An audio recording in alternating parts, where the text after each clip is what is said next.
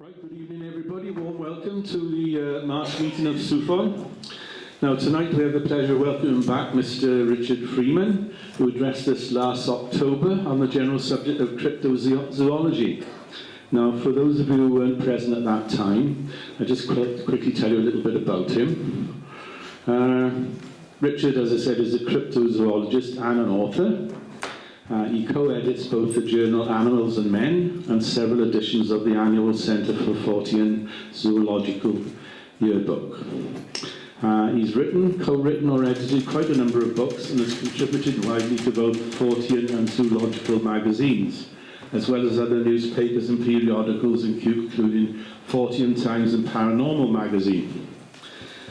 He's also lectured across the UK at events such as the Fortean Times and Convention, the Weird Weekend, Microcon, and also at museums and universities such as the Natural History Museum, the Grant Museum of Zoology, Queen Mary University of London, and the Last Tuesday Society.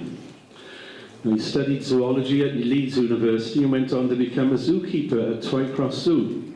Then he worked as an exotic pet shop runner, a reptile rescue centre, and he was also even a grave digger at one point. Now, he eventually moved down to Devon, where he became zoological director of the Centre for Fortean Zoology.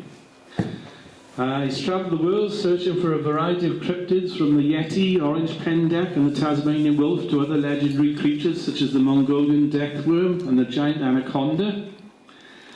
Now, tonight Richard will be discussing the subject of dragons. Now, it's very strange, isn't it, that every culture and country in the world seems to have a history or a folk tale about dragons. So are they a myth, or were they, or are they still a reality? Well, here's the man to tell you all about it. So please welcome Mr. Richard Freeman. Thank you.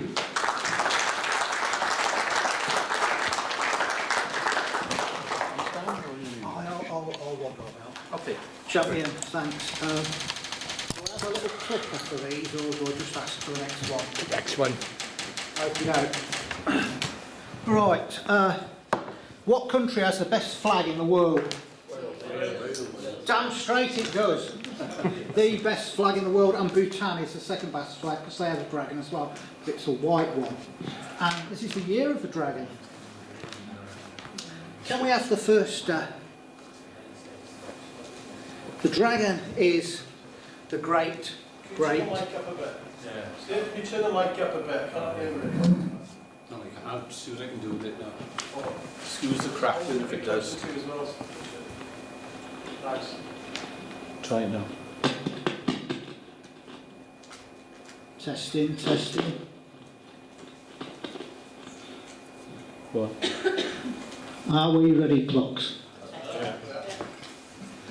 The dragon is the great granddaddy of all monsters. It's the most ancient, widespread and powerful monster archetype in the world.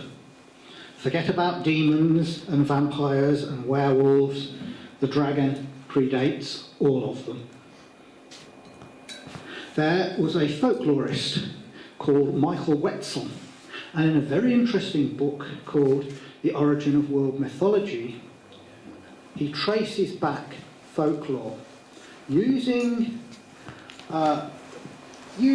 techniques usually used by biologists, such as cladistics and evolutionary trees, looking at shared derivative characteristics. Now, a biologist would do this with animals or plants. Wetzel did it with folk tales and legends, and he found that a lot of folk tales that we thought started with Hans Christian Andersen or the Brothers Grimm, being a few hundred years old, were actually thousands of years old.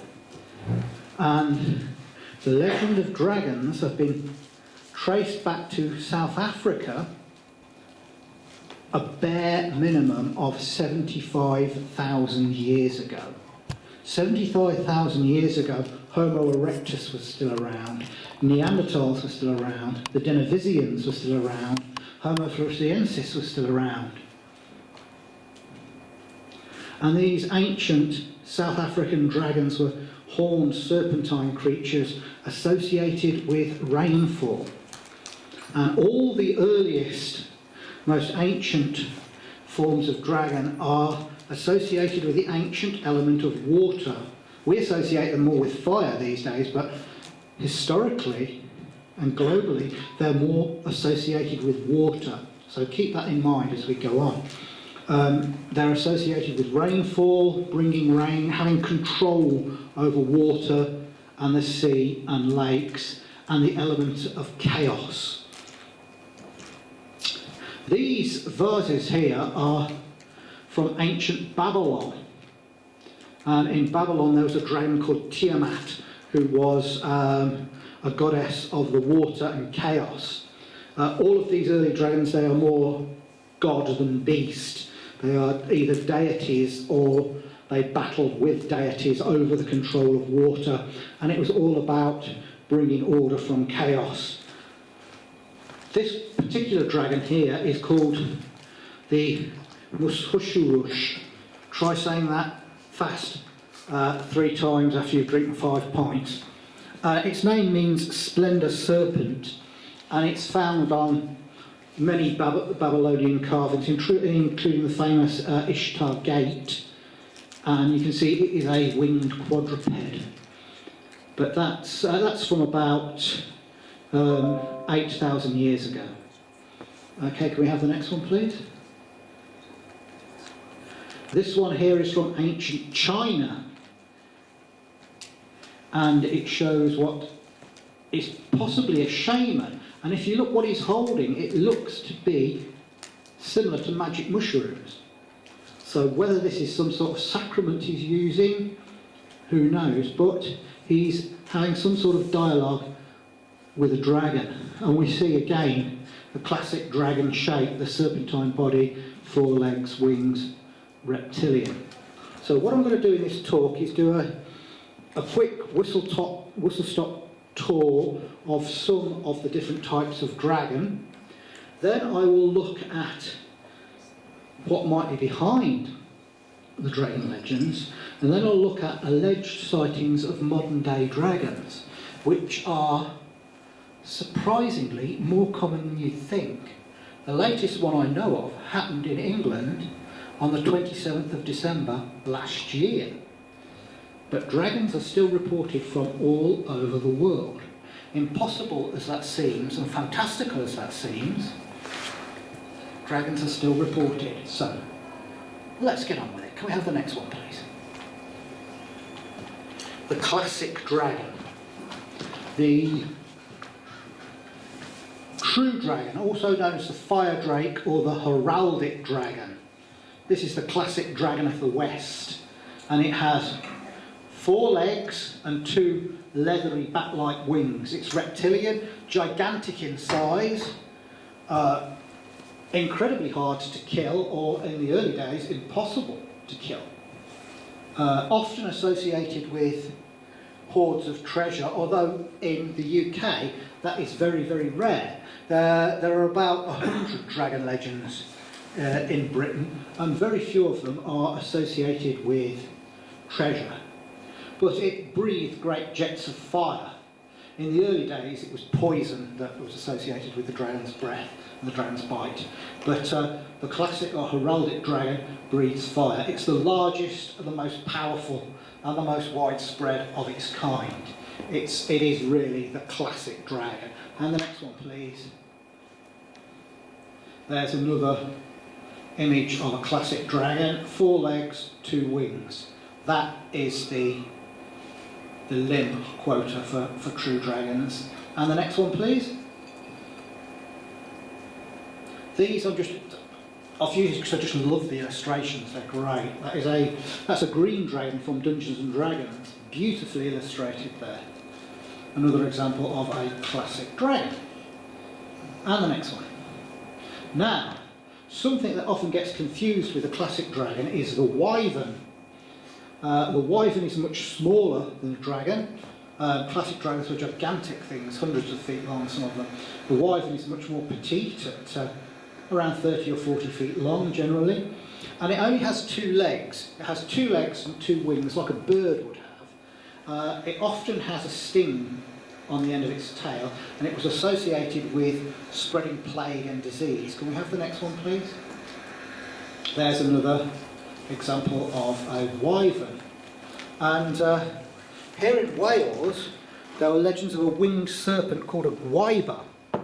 And it was thought that if an adder drank the milk from a woman's breast, if a woman was breastfeeding and some of the milk fell to the floor and an adder sucked it up, it would become a gwyber, a poisonous winged serpent.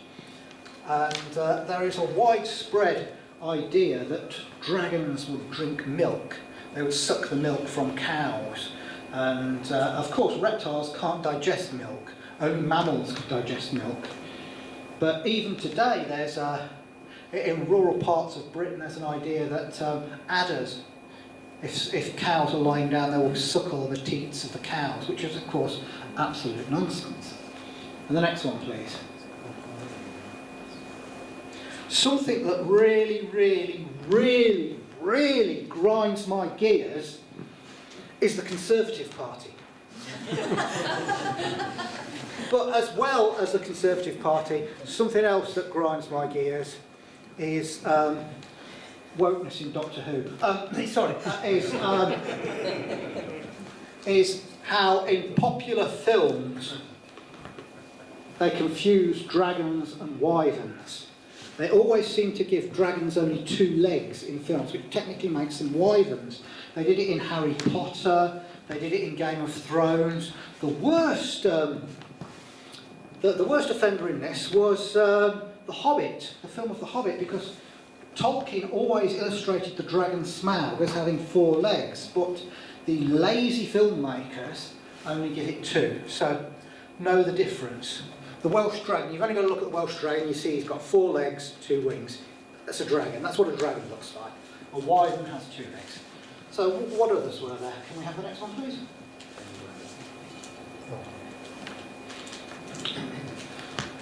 The basilisk was supposed to be a very lethal serpent, very small, but very deadly, and it was so poisonous and baleful that even if it looked at you, it didn't even have to bite you. If it looked at you, you would die. That's how venomous it was. And these things were supposed to have lived in the Middle East and North Africa and caused the great deserts, because they would split rocks asunder with their terrible gaze. They were so poisonous and foul, and birds flying over them would fall from the air because of their venomous nature. And they were quite small. They were only about the length of your arm. Not like the thing in Harry Potter, which is more like a worm, which we'll talk about later, than a basilisk. According to legend, when a rooster, not a hen, a rooster, a cockerel, laid an egg, and that egg was incubated by a toad or a snake, a basilisk would emerge. And there were 3 things that could kill a basilisk: seeing its own reflection in a mirror, hearing a cockerel crow at dawn, or the bite of a weasel. And the weasel, it was said that the weasel used to chew a plant called rue that was poisonous to the basilisk. And if it bit the basilisk with the juice of the rue on its teeth, it would kill the basilisk. The next one, please. There's another basilisk, you see, with a crest on its head. They were generally thought to be serpents with a crown-like marking or a crest like a rooster on their head. And the next one, please. Related to the basilisk was the cockatrice, which came about in a very similar manner. But a cockatrice has the body and head of a rooster, the wings of a bat, and the tail of a serpent. And basically, it has the same powers. But they were somewhat bigger, about the size of a dog, but equally as lethal. The next one, please. Oops. Oops. There's another cockatrice. The next one, please. The salamander was an elemental creature linked with the element of fire, and it was supposed to be able to live in naked flame, and again was very, very venomous. There's a story of Alexander the Great's men, hundreds of them, and their horses, dying because they drank from a river that a salamander had drunk at, and its poison had infiltrated and tainted the waters of the river. The real life salamanders we see today are not actually reptiles, they're amphibians related to newts, and they're completely harmless. Some of them are mildly poisonous. And it's thought that maybe when these things were living in damp logs, and when these logs were tossed onto the fire, they crawled out, it was thought that they were generated by the fire. And the next one, please. The worm, which we mentioned earlier, or worm, is a gigantic snake. The most famous one in Britain is the Lambton worm, that terrorised the area up near Durham at the time of the Crusades. And basically, it's a monstrous serpent, and rather than breathing fire, it spits poison.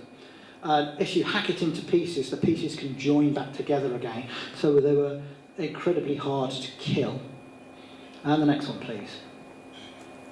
And there's another example of a worm. Huge, limbless, poisonous creature that was supposed to terrorise the medieval landscape. And up in Scandinavia, they call them lindorms. And there were sightings of them right up until the end of the 19th century. And I suppose if you count lake monsters, those sightings are still going on today. Can we have the next one, please? Over in Asia, it's a different story, in that dragons are thought of as generally benevolent rather than evil. They're associated with water. Rather than breathing fire, their breath condenses and falls as rain. And they have control over the element of water, rather like the ancient dragons we mentioned earlier. Usually, if treated with respect, they would be kindly creatures, but if offended, they could cause earthquakes or even droughts. Different Asian dragons had different jobs. There was one called the responding dragon, who killed gods that got out of hand. There is one legend of the supreme god of China having a war, or rather a altercation with the god of war. So he calls on his ally, the responding dragon, who kills the god of war. So that harkens back to the very ancient stories of dragons where they were gods themselves or they fought with gods. Next one, please. The Chinese dragon has a complex life cycle. It starts off as an egg that often looks like a gem. When it hatches out, it resembles an ordinary snake. There was an old saying that went, "Do not despise the snake because he has no horns. Who is to say he will not one day become a dragon?" Which was used at the end of the, at the start of the old 70s TV show, The Water Margin. Does anybody remember that? Anybody remember The Water Margin? Around about the same time as Monkey. Then, after hundreds of years, the snake has grown to a huge size, a little bit like a worm in Western lore, but it has a carp-like head with these barbels on it. Then, a few more hundred years, it grows 4 legs, and its head is more reptilian. And a few more hundred years, it grows the branching horns that Asian dragons generally have. And then, in its most ancient and powerful form, a few hundred years later, it grows the wings that will carry it through the heavens. Next one, please. There's another image of a oriental dragon. Oftentimes in the East, dragons have feathery or bird-like wings rather than bat-like wings like the Western dragon has. This one is based on a Persian dragon with the feathery wings. And the next one, please. The Chinese dragon has 4 claws on each leg, unless it's the imperial dragon, where it has 5 claws. The Japanese dragon, also known as the Tatsu or Ryu, the Chinese dragon is called a long, that only has 3 claws. And they had a different lifestyle cycle. When they hatched out, they grew immensely big very, very quickly. So they'd hatch out and become huge almost immediately and fully formed. So there's differences between dragon legends around the world, but the thing that links them all is that there's some sort of magical, very powerful reptile. Next one, please. So, what's behind the dragon legends? Well, the theory that jumps to mind first is that people are finding, in ancient times, they were finding the fossilised bones of dinosaurs and other large extinct animals like mammoths and woolly rhinos. A woolly rhino skull found in the 16th century in Austria was thought to be the skull of a dragon, for example. And in China it was thought that when dragons shed their skin, they shed their bones as well and regrew them, and the bones would fall to earth and become stone. Of course, these were dinosaur bones. And there were whole books written in ancient China about how these could be used in medicine, and how the yellow ones were more potent than the black ones, and how they should be ground up and turned into powder that was drunk with water and so forth. So you can imagine if ancient people found these bones, they would think that they were of truly titanic animals. The biggest dinosaurs, there's now a burgeoning amount of evidence that the biggest dinosaurs were even bigger than the blue whale. The blue whale is still officially the biggest animal. The biggest one being a female that was 190 tons and about 110 feet long. But there are sauropod dinosaurs. There on the right, that's a titanosaur, one of the sauropod dinosaurs. There are fragmentary remains from sauropod dinosaurs that suggest they approached the size of the blue whale. Now the thing about the blue whale is, back in the days of whaling, tragically, we had millions of specimens. They were hunted to the edge of extinction, and we had millions of specimens that were measured. Most of the whales that were killed were measured by scientists on the whaling boats. So we have a very, very big cross-section, and the biggest one was this individual female that was 190 tons. With sauropod dinosaurs, we only have a much smaller cross-section. We only have a few samples of each species.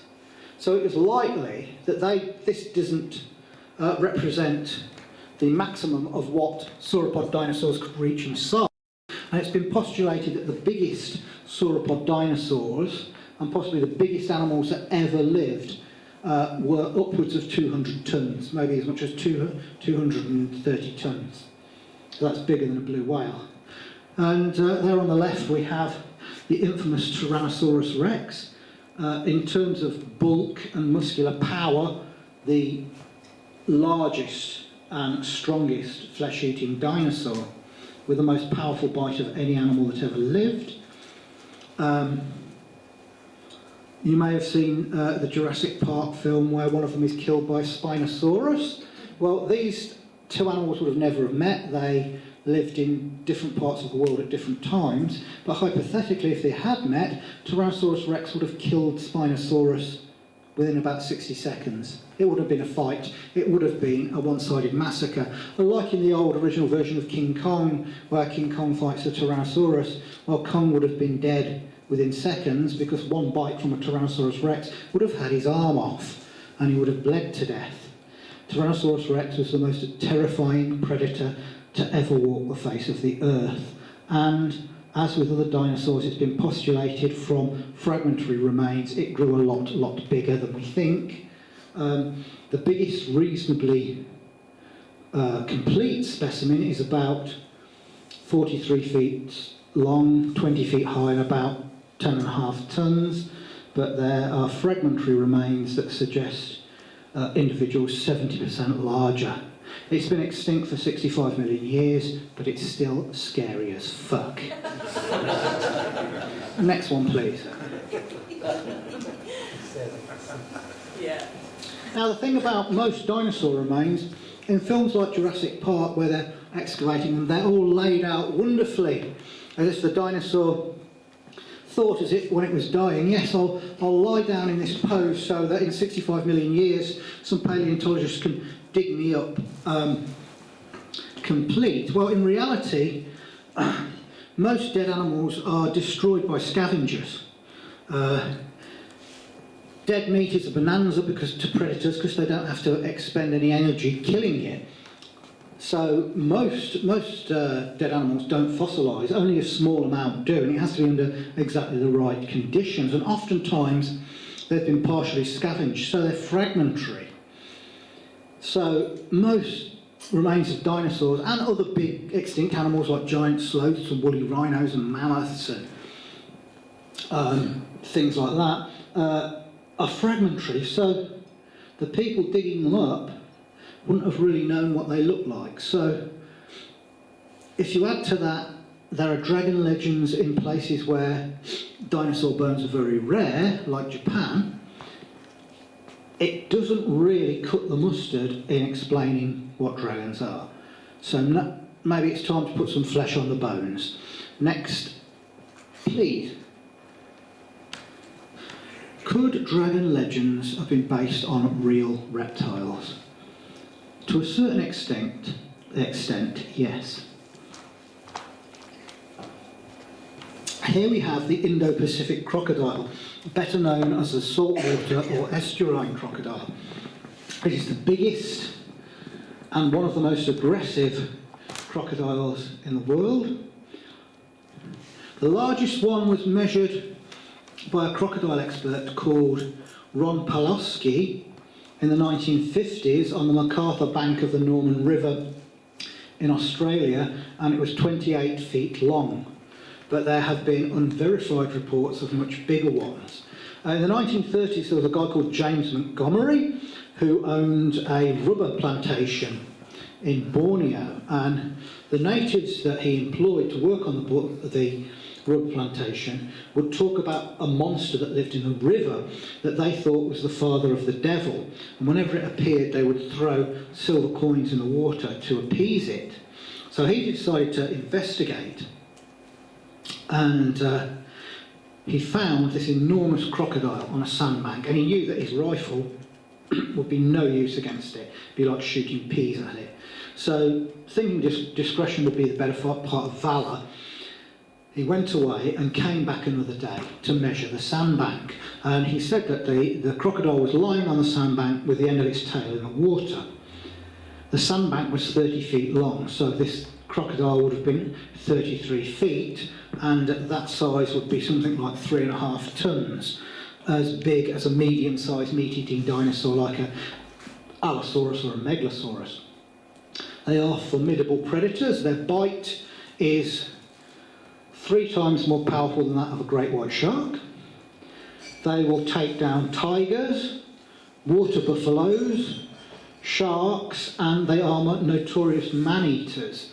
The most famous case being in Ramree Island off the coast of Burma during World War II, where British soldiers had trapped some Japanese, and there were about 1,000 Japanese trapped in the swamps of Ramree Island, and at night saltwater crocodiles attacked them, and the British soldiers said they saw swarms of these things swimming into the swamps, and they heard hissing and bellowing and the screams of the Japanese, and something like 50 Japanese out of 1,000 walked out of the swamp. The rest were taken by saltwater crocodiles, and they still regularly eat people. Next one, please. This is a Nile crocodile from Africa. If anything, they're even more aggressive than the saltwater crocodile. They grow to around 23 feet long, but once again, much bigger ones have been reported. A very well-respected zoologist called Hans Besser, a German zoologist, shot one on a river in Tanzania in 1903, and measured it at 26 feet long, but it had 3 feet of the end of its tail missing, probably bitten off by another crocodile when it was much younger. So if it had the rest of the tail, it would have been 28 feet long, about the same size as the big saltwater crocodile. And these things take down leopards, lions, black rhinoceros, giraffes, and there's a notorious man-eater who's about 23 feet long in Lake Tanganyika in Malawi, who is called Gustav. He's eaten about 300 people, and one of the park rangers there saw him attack and kill a full-grown hippo and rip its throat out. So that is a very formidable animal. And the ancient Egyptians worshipped crocodiles in the form of the god Sebek, and would give offerings of gold and jewels to them, which may be where the idea that the dragon horde comes from.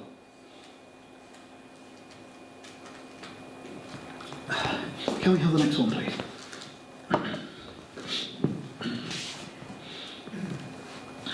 That's another picture of a Nile crocodile. That's a much younger one. Next one, please. In the early part of the 20th century, there were stories circulating in Indonesia about a dragon-like monster that lived on some remote islands. And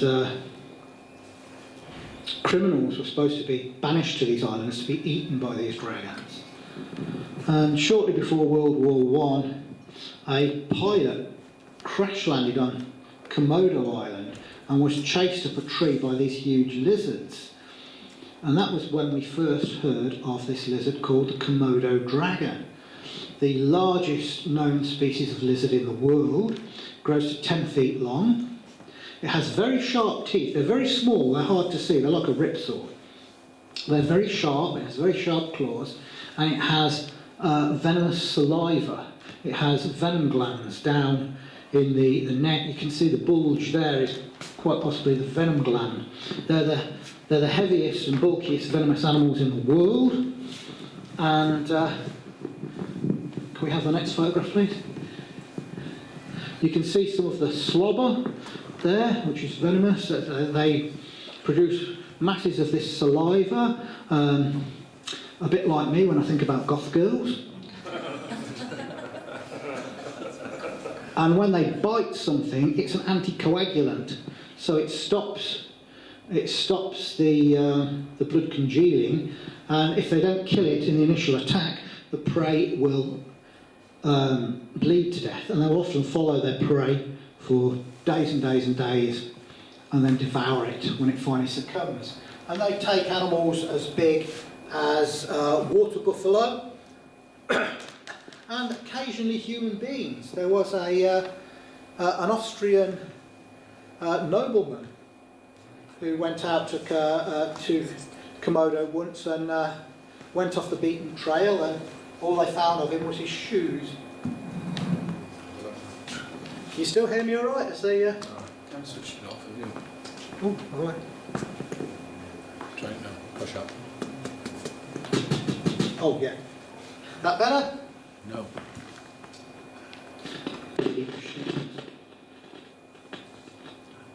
Try it now. Hello. Testing. A bit crackly.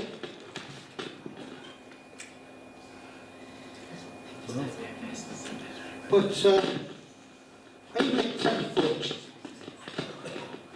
the Komodo dragon is a bit small to be behind the dragon legend. And they're only found on a few islands, Komodo, Rinca and Flores in Indonesia. However, once upon a time, there was an even bigger lizard living on mainland Australia. Can we have the next? This is Varanus priscus, better known as Megalania, or the giant butcher. God must have been ripped to the fucking tits when he made Australia, because not only did he have mammals that lay eggs and marsupial wolves. He had wombats the size of rhinos, diprotodon. He had 10-foot tall kangaroos, procoptodon. They had meat-eating kangaroos. They had a 10-foot tall flightless duck called Genionis. They had a giant snake that, and I kid you not, was given the scientific name Monty Pythoniades. And preying on all of these was Varanus priscus. It's only known from fragmentary remains, but it seems to have been bigger than the Komodo dragon. Estimates of its size have ranged from 11 foot all the way up to 30 foot. Can we have the next one, please? That sort of gives you an idea of the size of Varanus priscus and its larger estimates. An incredibly formidable animal, and it was quite possibly venomous as well, like its small relative, the Komodo dragon. There have been alleged sightings of huge lizards in Australia and New Guinea. Can we have the next one, please? The Aborigines have something in their folklore called Mungungali, the goanna bunyip. Goanna is an Australian name for monitor lizard, which is supposed to be a gigantic lizard. There is one story about a herpetologist, a scientist who studies reptiles, who in the outback saw what he thought was a dead tree lying in the forest, and when he started up his Land Rover, this tree stood up on 4 powerful legs and lumbered off, and it was a 30-foot lizard. And these stories emanate from the outback every so often. Some of them are linked with a guy who's passed away now called Rex Gilroy, who, to say the least, is not very credible. But not all of the stories can be traced back to Rex Gilroy. In New Guinea, there are persistent rumours of lizards 20 to 30 feet long. In 1960, an Australian newspaper reported that tribespeople in New Guinea were supposed to be seeing these gigantic dragons that could rear up on their hind legs and had huge teeth and claws and spat fire and were killing people. Now, the fire was also almost certainly the flickering of the orange tongue coming in and out of the creature's jaws. But a group was sent to investigate this, and they didn't see these giant lizards, but they talked to people that had, and they saw the bodies of the people that had been killed by them. And the New Guinea tribesmen were building stockades around their villages to stop them getting into their villages. There is a giant lizard in New Guinea called the crocodile monitor, or the Salvadori dragon, which grows to 15 feet long, which is bigger in terms of length than the Komodo dragon, but it's nowhere near as bulky. Most of the length is taken up by a long, thin tail. Whatever these things were, they were much bigger and much heavier and much bulkier and much more aggressive. But New Guinea is so poorly explored, there could be anything living there. There are stories of surviving thylacines in the mountains of New Guinea. There are stories of 30-plus crocodiles that are venerated by the tribes along some of the rivers. It's a place I'd really like to go to, and it's one of the last places in the world where cannibalism is still practiced. The next one, please. Giant constricting snakes are another possibility of something that's added to dragon lore. This is the green anaconda, the world's largest known snake. The biggest one ever measured was about 27 feet long. They have on rare occasions been known to kill people. Basically, it's a tube of muscle with teeth at one end. Yes, a 20-odd long, a 27-foot plus tube of muscle, and I'm not talking about the contents of my pants. They feed mainly on capybaras and small caimans. Occasionally they'll take down things like jaguars. But in the olden days, the gauchos, the South American cowboys, on the ranches would say that these things grew to immense size, and they called them the manatoro, the bull killer. They said that they would grab a hold of full-grown bulls, pull them down, constrict them and swallow them whole. Horses too. And there have been reports of anaconda 40, 50 and even 60 foot long in the jungles of South America. When I was in South America, I was talking to a tribal chief who said some hunters had told him of an immense anaconda in a place called Corona Falls, and it was so big they ran away from it. And he asked them how big was it, and they said it was crawling over a fallen palm tree in a swamp, and they pointed to a palm tree that was about 30 foot tall. It was about the size of that. He said the head was jutting out from one end and the tail from the other, so they had a frame of reference with it, so that would have made it 40 foot plus. And can we have the next one, please? That's another giant anaconda. Well, that's a standard size anaconda actually. The big ones spend all their time in water, buoyed up by the water. They don't lay eggs, they give birth to live young. So they very seldom come onto dry land, the really big ones. And the next one, please. The reticulated python from Asia is another gigantic snake. The biggest one was measured in the Indonesian island of the Celebes in the 1930s, and it was 33 feet long. But once again, there are reports of specimens of upwards of 45 feet, unproven but persistent. And this is the snake that eats people more than any other. There are quite a few verified cases from Sumatra, Borneo, the Celebes and Malaysia of these things constricting and swallowing full-grown human beings. This one here is called Fragrant Flower. She's kept in a zoo in Java, and she's 23 feet long. So that's big, but by no means the biggest. Can we have the next one, please? There's a close-up of the head of a reticulated python. You can see they have these cat-like eyes because they're nocturnal predators. They crawl around at night looking for food, whereas the anaconda is an aquatic predator. It lives in very murky water, so it has poor eyesight, and it relies mainly on senses of smell and vibration to grab a hold of its prey. The anaconda is much more bulkier, a much bulkier, heavier animal than the reticulated python, but it's a lot less aggressive. The reticulated python can be a very aggressive snake indeed. And there is some old film of one of these things attacking a tiger. There's a fight between these things, and the tiger just manages to escape with its life, shake it off and run away.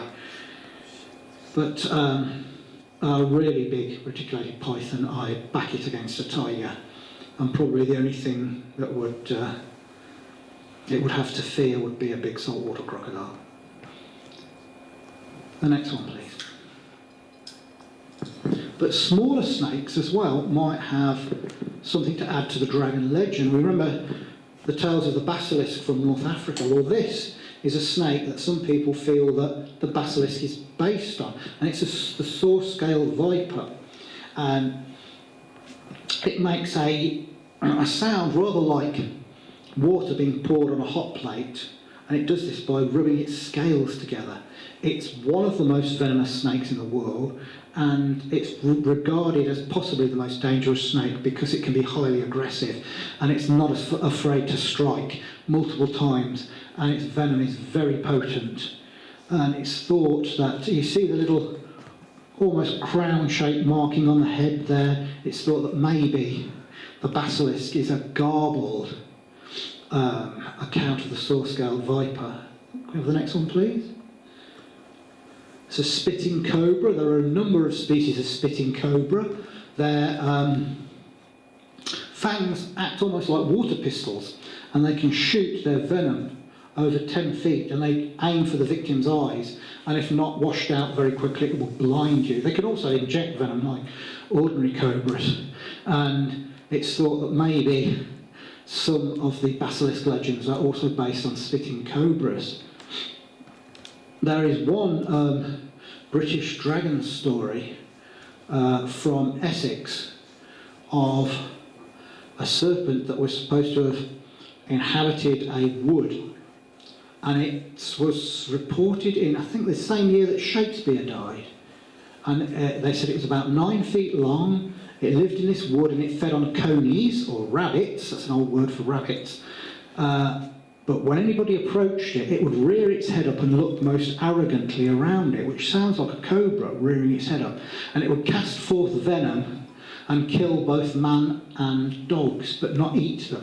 It fed on the rabbits. And that sounds like a spitting cobra, which may have been brought back from abroad. We think of zoos as very modern things, but there have been animals kept in captivity in Britain for hundreds of years. At the Tower of London, they used to have a menagerie with lions, tigers and bears and other things. And there is a legend in Suffolk of a dragon that was supposed to have appeared in a river, and it's described as a great long thing with armoured skin that arrows couldn't penetrate, and great jaws, and it would seize people and animals, and it terrorised the area for a while and then disappeared in winter and was never seen again.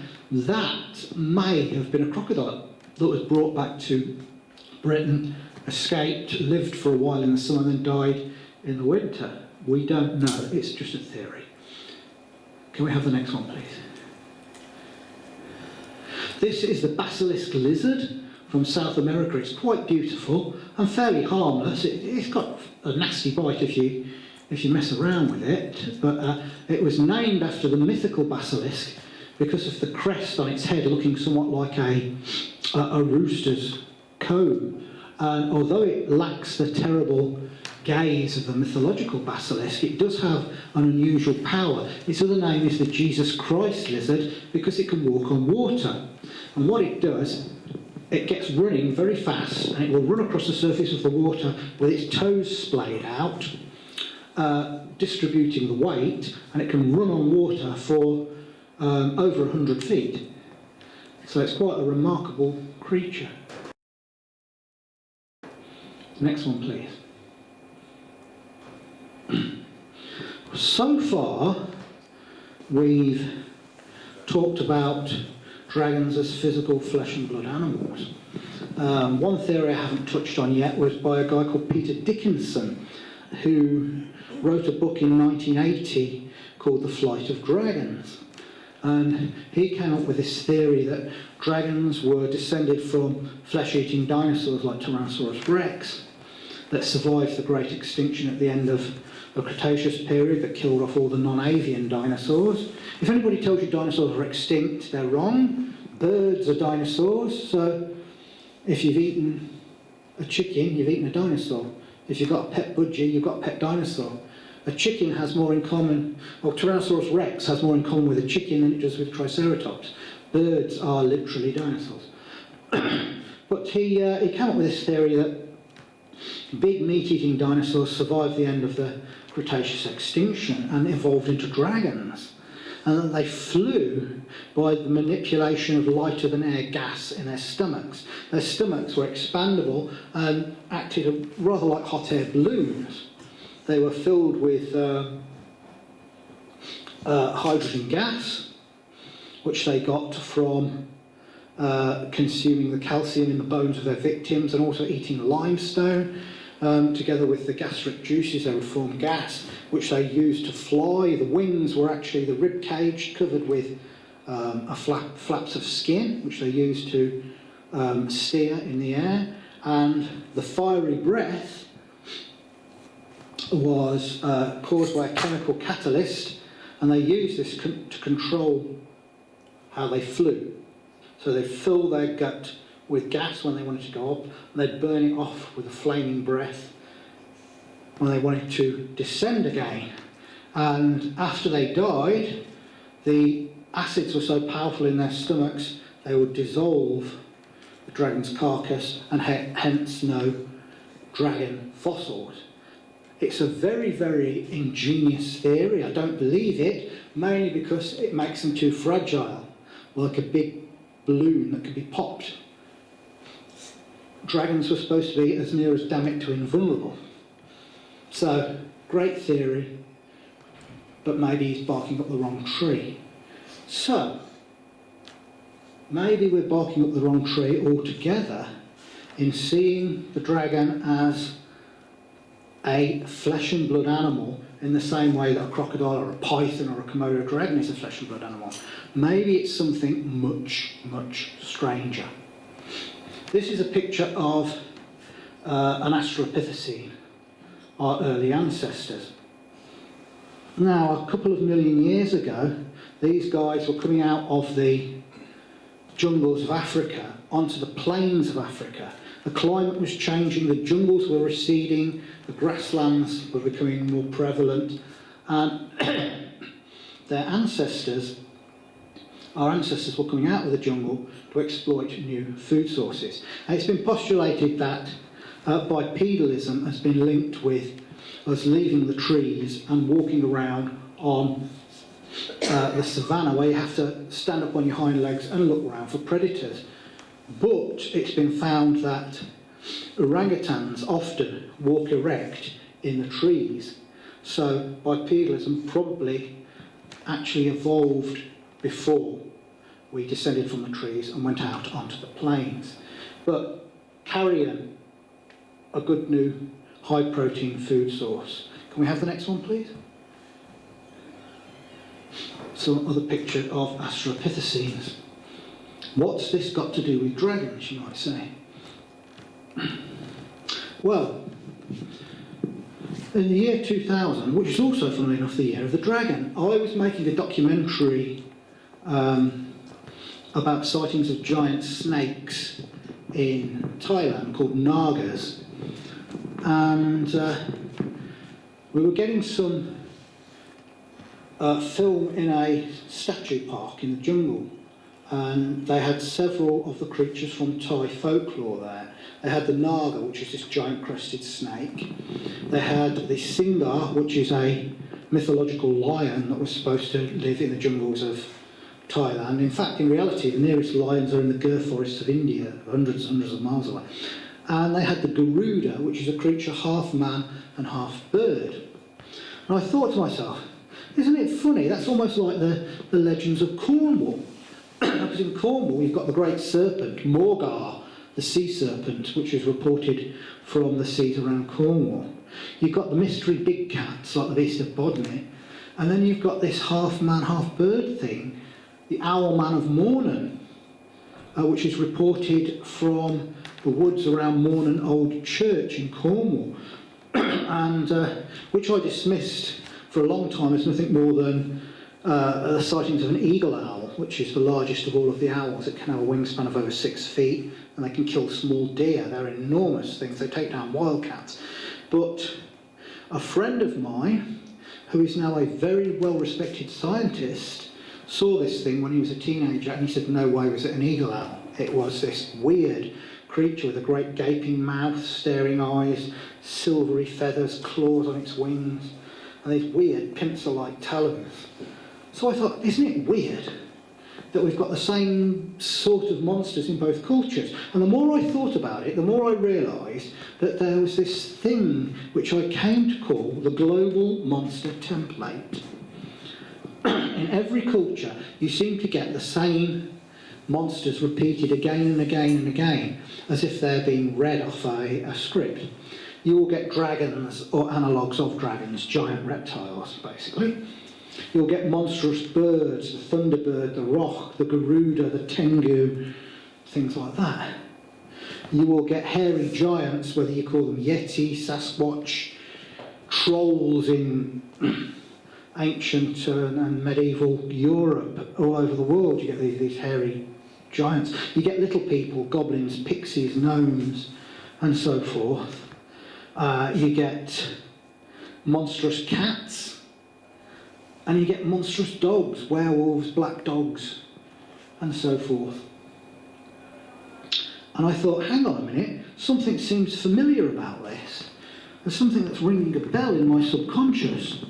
And I realised that all of these creatures from the global monster template have analogues in things that were preying on or competing with our Australopithecine ancestors about 2 million years ago on the plains of East Africa. They would have been preyed on by crocodiles and big constricting snakes, like the African rock python. They would be preyed on by raptors, big birds of prey, like the martial eagle, and we know this because we've got fossilised Australopithecine skulls with the talon marks of the eagles in them. Big cats like lions and especially leopards would have preyed on them. Leopards are the most dangerous of all the big cats because they have a lot of primates in their diet, so they look at a human as another kind of primate. And also there were other big cats back then, like homotheas, scimitar-toothed cats, that were even more formidable. They would have been attacked by African wild dogs, the hunting dogs, which are incredibly efficient hunters. And they would have been in competition with other primates. There were other kinds of Australopithecines. Our ancestor was Australopithecus afarensis, but there were other Australopithecines, Australopithecus robustus, which was much bigger and more robust, and it may be the ancestor of the Yeti. And there were also giant baboons, Deinopithecus, which was the size of a gorilla and would have been incredibly formidable. And there were smaller primates that they were in competition with as well. So it was almost as if that these things that they were in competition with or were in fear of have become the basis for the global monster template. And it's all to do with our subconscious fears and how those fears and behaviours are passed down from generation to generation over thousands and millions of years. Now, have you ever been in the countryside on a nice sunny day and then the wind cuts up rough and a cloud comes in front of the sun and it sends a big shadow shooting across the land, across your, for just a fraction of a second, you sort of freeze. What the hell's that? As if you're in fear of something up in the sky, something big and flying in the sky. And this behaviour has been seen in monkeys, and it's a freezing behaviour, and lemurs as well, against predatory birds like eagles. And it's been found that even monkeys raised in captivity that have never even seen an eagle for generations still have this freezing behaviour when a shadow goes over them. Why is black associated with evil? Why do villains wear black? It's because we're frightened of the night, we're frightened of the dark. We can't see in the dark, particularly in the days before we made fire, and even in the early days of fire, outside of that ring of fire, there's the darkness where we're at a disadvantage, we can't see, but leopards and lions and scimitar-toothed cats can see wonderfully well. Why is it that in buildings of more than one story, bedrooms are on the second floor? It's been postulated that this is because we feel safer up high, because our ancestors at night would have climbed into trees to stop things getting at them. These things are called fossil memories. And the global monster template, I think, has its genesis in fossil memories. But how does it work? Can we have the next one, please? This is Dame Alexander David Neal. She was a French woman. And she started off as a singer, and she got really interested in Tibetan culture, went over to the Himalayas, studied for many years and became a Tibetan Lama. Don't know if she ever saw a Yeti, I don't think so, but she became a Tibetan Lama. Now in Tibet, in Tibetan culture, they have this thing called a tulpa. It's often wrongly said to be a Buddhist idea, but it's really a Tibetan idea that's been co-opted into Tibetan Buddhism. Now, a tulpa, or thought form, is supposed to be a three-dimensional image created by the power of the mind that other people can see and has some sort of physical power. It can interact with its environment. And Dame Alexander David Neal claimed that she created the tulpa of a monk after many, many months of concentration. She created this image of a monk that other people thought was a real flesh and blood monk that was just part of her entourage. And she said he would follow the entourage around with all the other monks. But after a while, this chubby, jolly-looking fellow started to take a sort of lean and sneaky look about him, and she realised he was trying to fight for his own independence, to become an independent entity, and she had to destroy him. And she took as long to destroy the tulpa as she had to create it. Now, some people have said Dame Alexander David Neal's full of old bollocks, and she never went to Tibet, and she just pretended to, and she was in France all the time. But I don't know if that's true or not.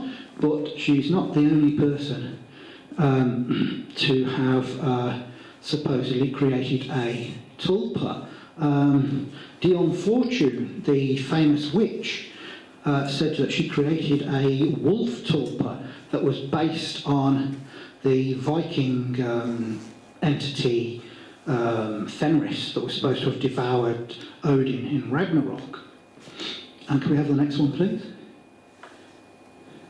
This guy here is Franek Kluski, and he was a medium that was operating in the years running up to the First World War. And he said that his particular specialisation was materialising creatures during seances. And various witnesses, and there are many, many witnesses to this, said that he materialised a number of creatures, including a great cat that looked like a lion that would lick the sitter's hands with its rough tongue, an enormous black dog, rather like the Bargest or Black Shuck from ancient legends, a huge shambling ape man, akin to something like what we would call a Bigfoot or a Yeti today, and this huge bird. This looks very like a nightjar that would sit on his head, and it's almost as if he is tapping into the global monster template, and he is creating these things. So, if tulpas can be created, and I've experimented with tulpa creation. When I was a student in Leeds, I spent a couple of years creating the tulpa of an enormous spider in a cellar I had in this old house I lived in Leeds, and I got the idea to do it after throwing a goth party to celebrate 10 years of being a goth. That's a long time ago. And after this party, in which I decked out the entire cellar with all this occult paraphernalia, including a altar to a non-existent god called Alatak Nakar, who was created by the science fiction writer Clark Ashton Smith, a friend and contemporary of H.P. Lovecraft, I decided, well, I'm going to use this as a focus to create a tulpa of a huge spider. And I won't go into too much detail on this because it's a whole talk unto itself, but I had a remarkable amount of success in creating a visual phantom with the power of my mind. And this had a knock-on effect. Other people felt it as well. So, my mind is about as focused and clear and tidy as Albert Steptoe's backyard. If I can have some limited success in doing this, what can a Buddhist monk meditating do? What can the Gestalt collective unconscious of mankind do? If we carry these fears of all these creatures in our collective unconscious, under certain circumstances, couldn't we create an unconscious tulpa? Now, a lot of monster sightings, the creature turns up, terrorises an area, then vanishes like a phantom. if you look at a lot of the dragon legends in Britain, a lot of time the dragon isn't killed by a champion or a warrior or something. It just appears, scares the pants off a load of people, and then disappears again. So, as a cryptozoologist, I think that there are many, many, many flesh and blood animals that we know nothing about, like the Yeti and the Tasmanian wolf and the giant anaconda. But also I think there are supernatural analogues of them. A good example is that people report these demonic black dogs, Shook, Bargest, Hairy Jack, call them what you will. They're found in every county in Britain, and they have different names. But there are real big black dogs as well. So there's no reason there can't be a real flesh and blood Bigfoot and a phantom Bigfoot, which appears in places that can't support it ecologically and often behaves in a very weird way. It's often seen with strange lights and poltergeist outbreaks and things, which are all, I think, part of the same thing. Now, I've written a new book. It's out in sometime in the next couple of months, called The Highest Strangeness, where I look at monsters, ghosts, UFOs and miscellaneous Forteana, and I select the strangest stories, the most whacked out, weird bollocks you've ever heard in your life. A talking mongoose, giant ghost crabs, ghost trees, winged Martians that visit a woman on Christmas in the West Midlands and eat mince pies with her. All sorts of bizarre. That's the tip of the iceberg. That's nothing. The ghost of Elvis Presley in Jarrow. But something that runs through all of these, and what I'm looking for in this is threads that link them together. And the strongest thread that I get are balls of light, balls of weird light. Sometimes Bigfoot is seen holding a ball of light or with lights around it. Balls of light have appeared at the same time as lake monsters and things like that. So we're on to something here. There's something going on. Can we have the next photo, please? Well, that's not me with a tea cosy on my head. That's Aleister Crowley, the famous magician. Now, he once carried out a ritual at Boleskine House on the shores of, wait for it, Loch Ness. And the ritual was called the Ritual of Abramelin the Mage. And Abramelin was supposed to have been this 19th century guy who went around for all the Middle East, Egypt and places, looking for real life wizards and magicians and writing down what they told him. And this ritual was supposed to be done over a period of 18 months. He chose Boleskine House because of the architecture of it. And the ritual supposedly was to bring down and bind the four dukes of hell. Satan, Lucifer the light bearer, they're not the same, Beelzebub and Leviathan. Now Leviathan was a Hebrew dragon that lived in the sea, very similar to the more ancient Tiamat. He was about halfway through this ritual when the boss of a occult organisation called Golden Dawn contacted him. A fellow called Gregory Mathis said he was in trouble in France, could he come and help him? Basically, Mathis was trying to mooch money off him. And Crowley, like a great nit, left the Ritual Abramelin the Mage to go and help out Mathis, who turned out to be basically a con man. When he got back, he found that it had all gone to shit because he hadn't carried on the ritual. He said that the house seemed to be haunted by shapeless black phantoms. His staff started to go mad. One guy who had been completely teetotal went off on a 3-day bender and then tried to kill his wife. Another guy, another servant, attacked Crowley himself and tried to kill him with an axe. Crowley had to not punch him unconscious and lock him in the coal house until the police came. And he left the area, he left the house and returned to London with the ritual unfulfilled. But some people think this may have disturbed something. Next one, please.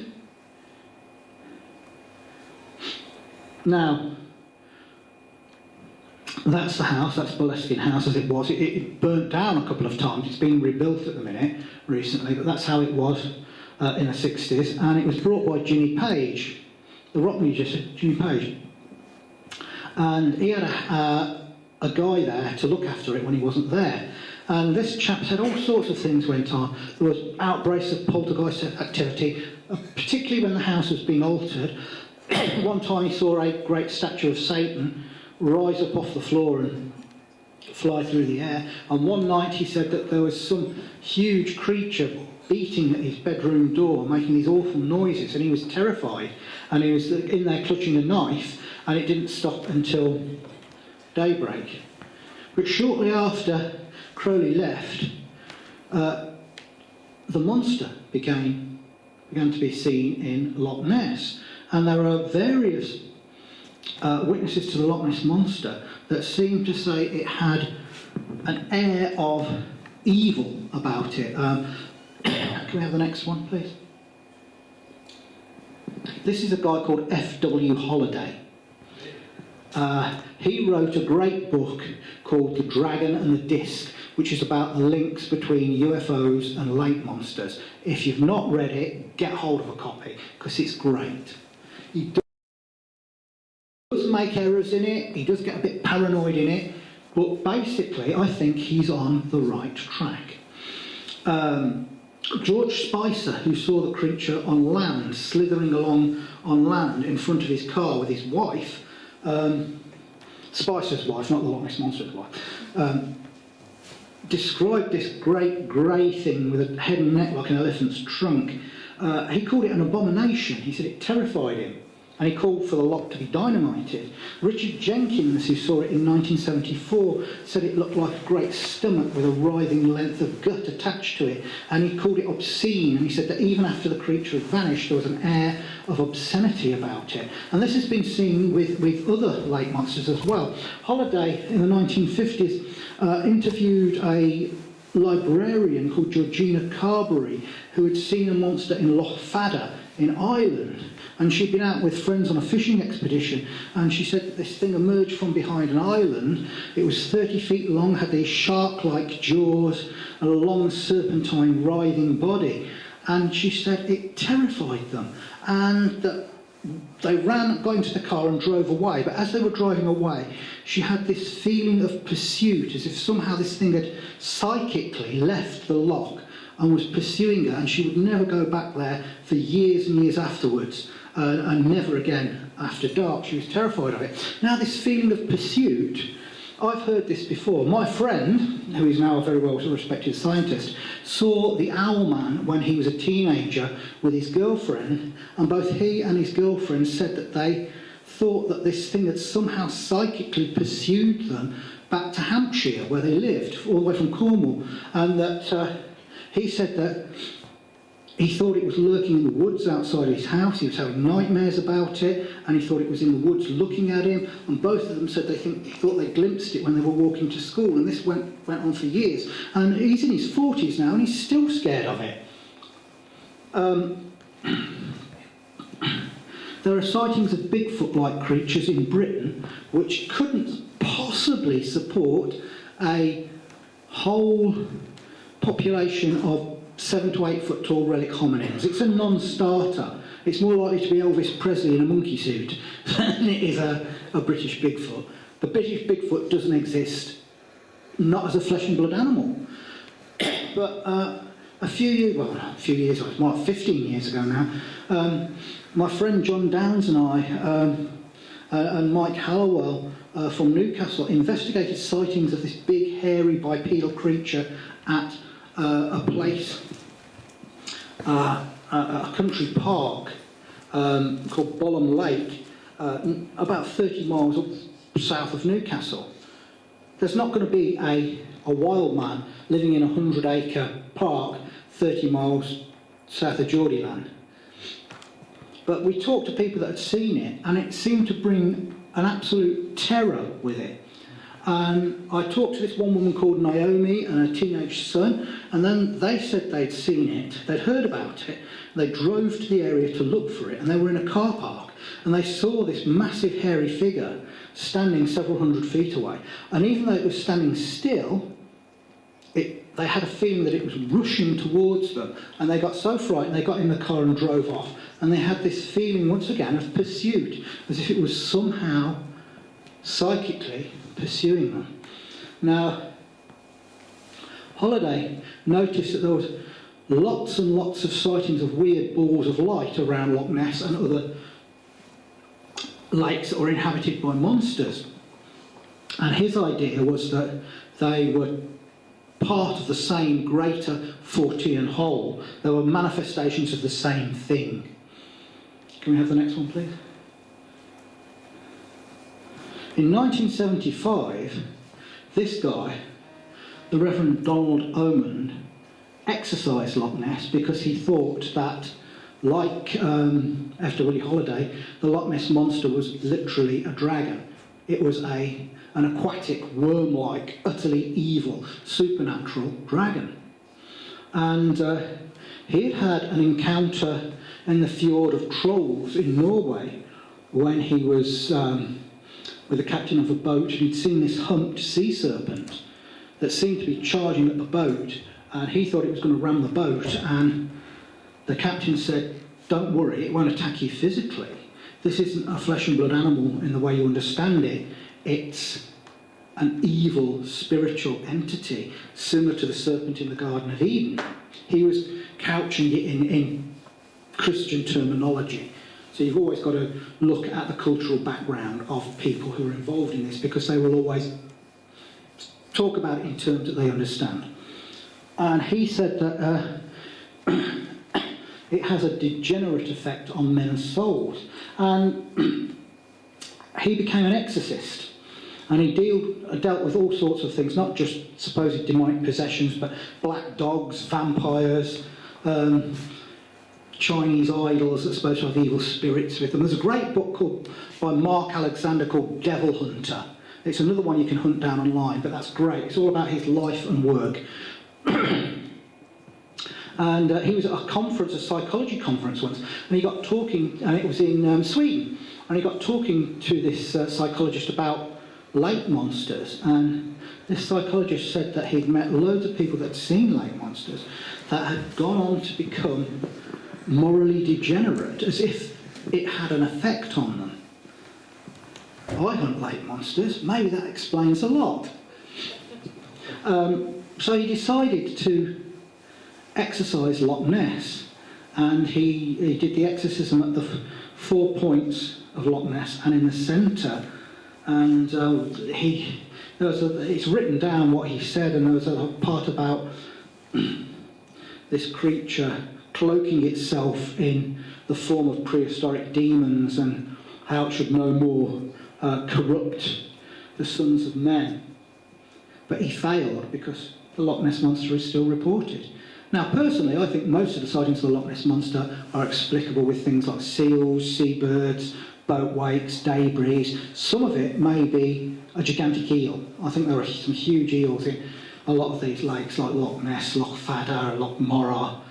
But there does seem to be a supernatural element to them as well. A guy I know called Warren Speed was actually making a documentary about Aleister Crowley at Loch Ness, and he was driving along Loch Ness with the producer when they saw a massive hump come out of the water, rather like an upturned boat, and they saw this thing swimming round and then it dived under the water, and they said, no one's going to believe that we've seen this because we were up here making a film about the Loch Ness Monster.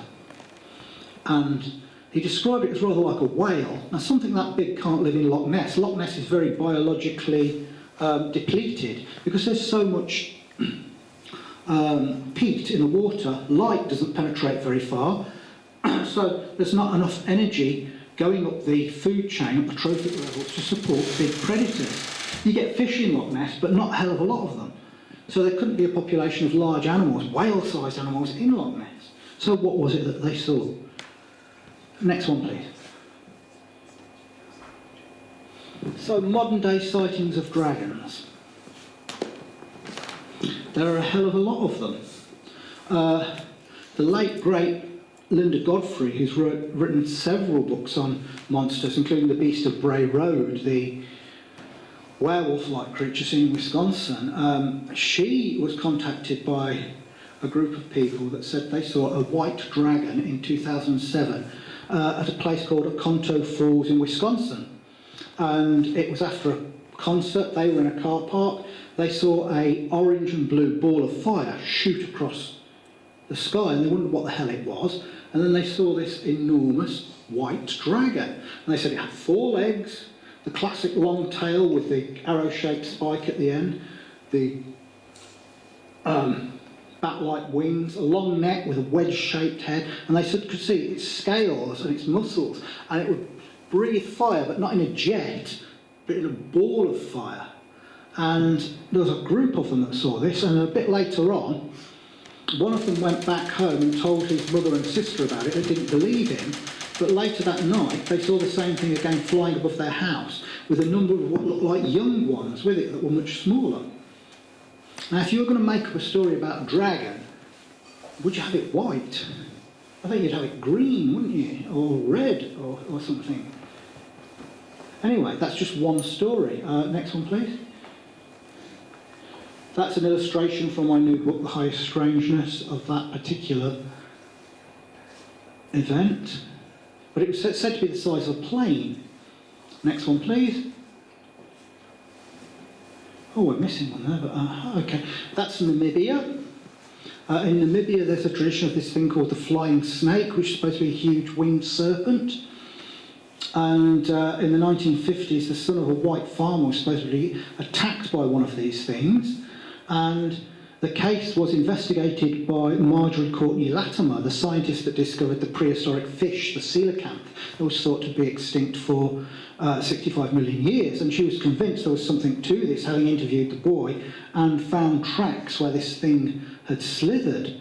In the 1970s, a guy from the same area phoned the police, said that a dragon was attacking and killing his cows, and he described it as a great serpentine animal with bat-like wings, these great jaws, and it was biting the cows, and smoke was coming up out of its nostrils.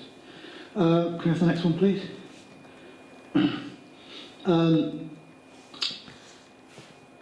There's a guy called Lars Thomas, who's an expert on animal hair. He works for our organisation, the Centre for Fortean Zoology, and he does analysis on any hair we bring back from our expeditions. Now, he was contacted a few years ago when the volcano in Iceland, with the totally unpronounceable name, which I'm not even going to attempt, went off. If you remember, it downed planes all across Europe for a couple of months because this volcano was belching out ash and gas and so forth. About 10 years ago, I believe.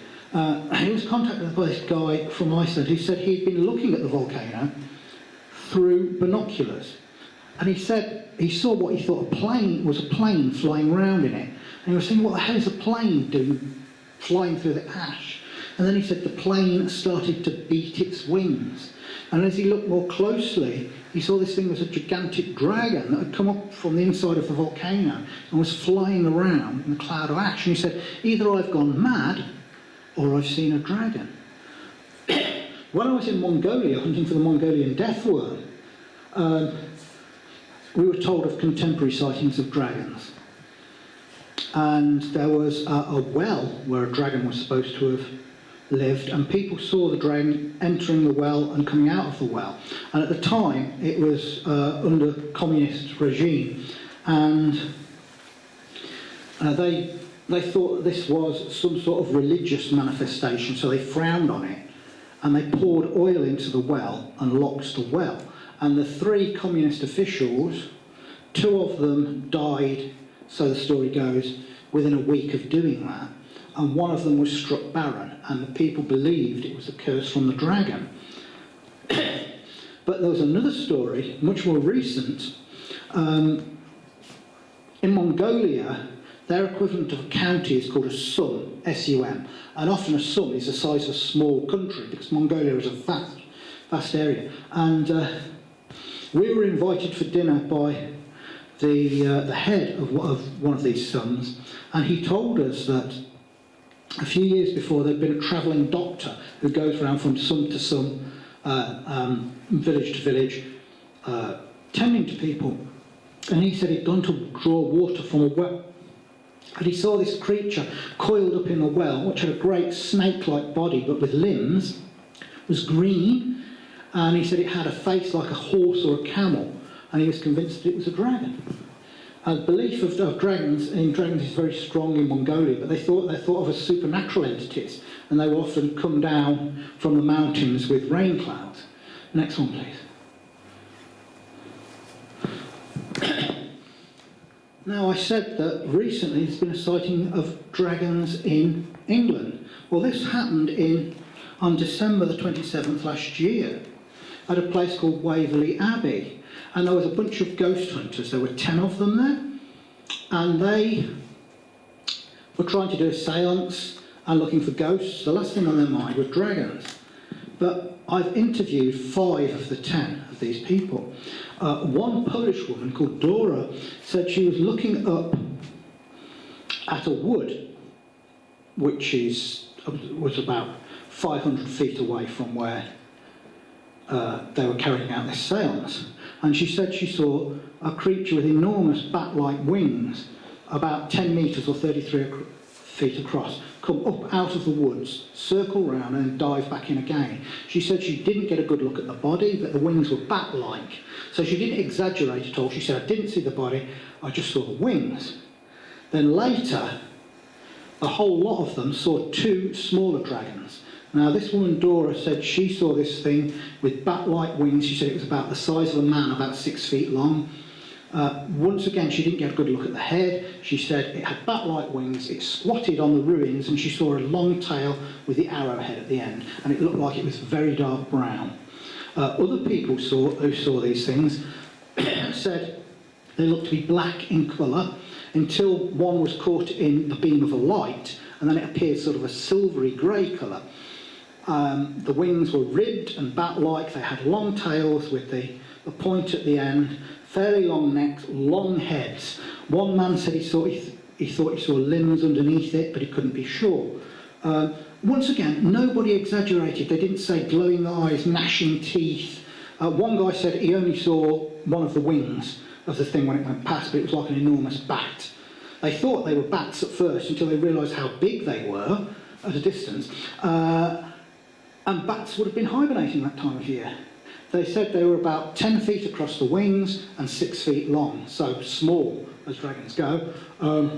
One of them circled round, landed in a tree and crouched in a tree, and everyone I talked to felt intense fear when they saw these things.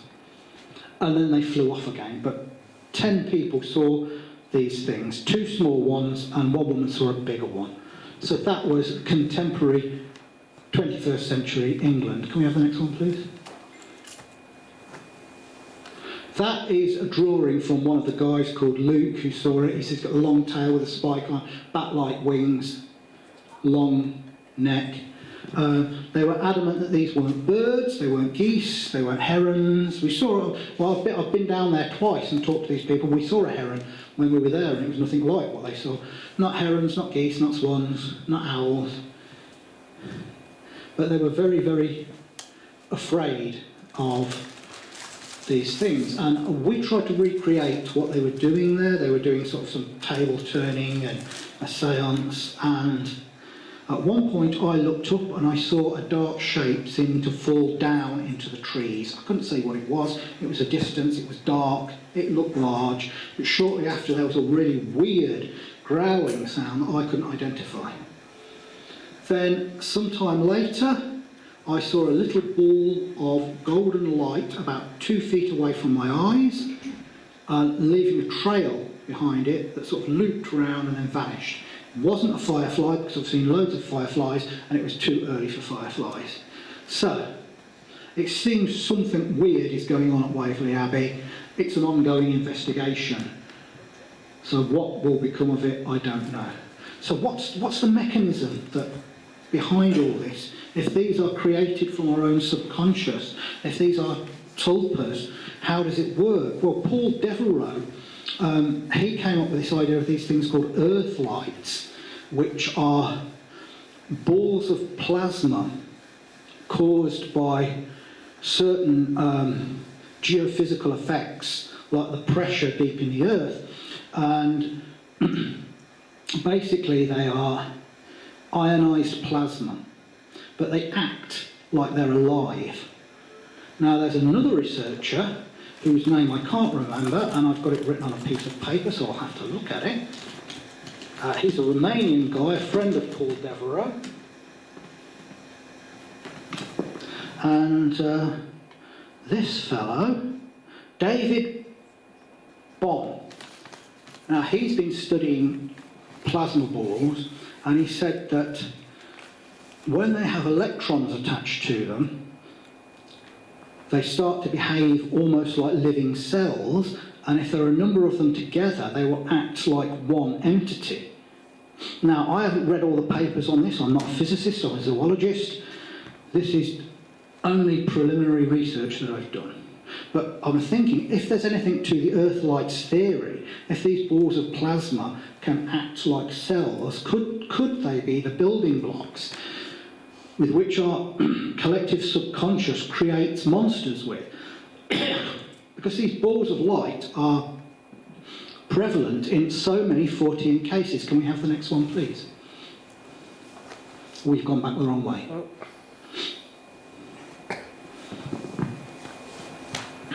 There are a number of stories of creatures being raised by ritual magic. We've already seen Crowley inadvertently do it at Loch Ness. There was a story by a guy called Alexander Rempel, who was a Russian researcher, and he was told by an old hunter that prior to World War II, he had been in the Russian taiga, the great forests of Russia, and he'd been out hunting, and he saw this group of people in headdresses and stuff as the sun was setting, and they seemed to be chanting and doing some sort of ritual, and they seemed to summon up this great serpentine animal, but it had horns and legs, and they were bowing down and worshipping it, and he ran away in terror from it. He was absolutely petrified. Can we have the next one, please? That's Mongolia. Oh, I think we've missed one somewhere. Yeah, I think we have, yeah. Oh, anyway, Nick Redfern. Have you all heard of Nick Redfern, famous for writing UFO books? We heard of Nick Redfern? Yeah, famous UFO writer, a friend of mine.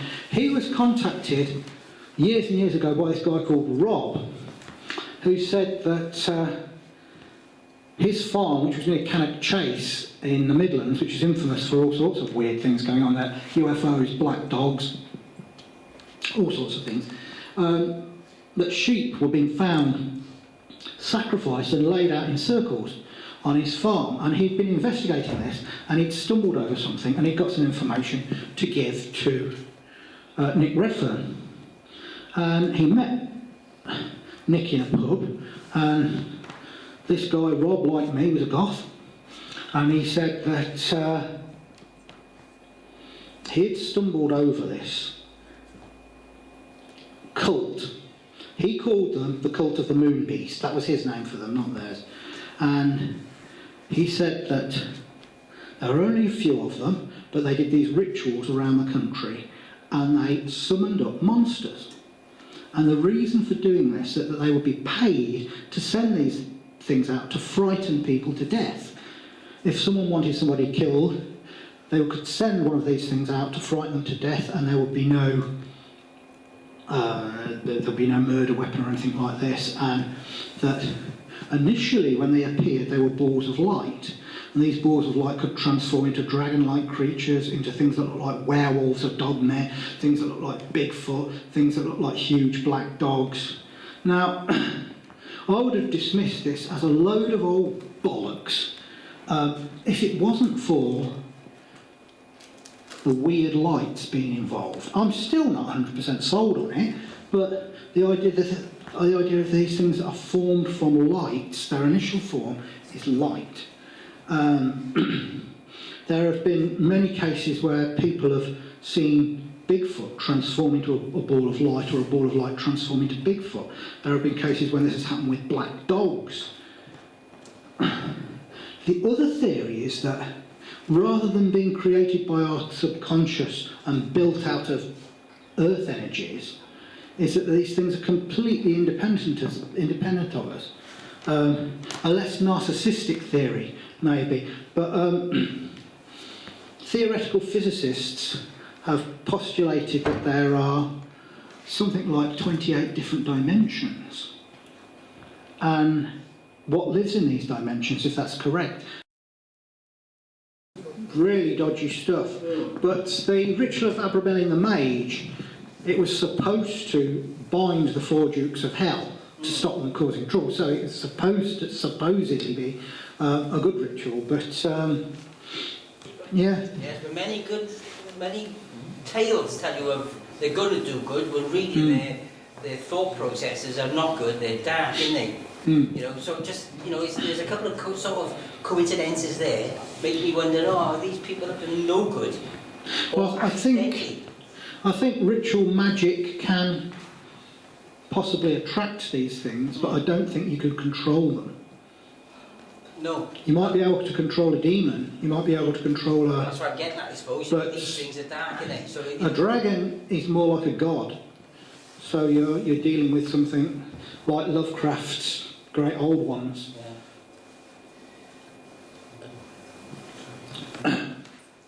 Yeah. This white dragon that was seen in Wisconsin, Yeah. was there a previous history, i.e. with the Native Americans or anything like that? Not that I know. Or any white dragon? Not that I know, no.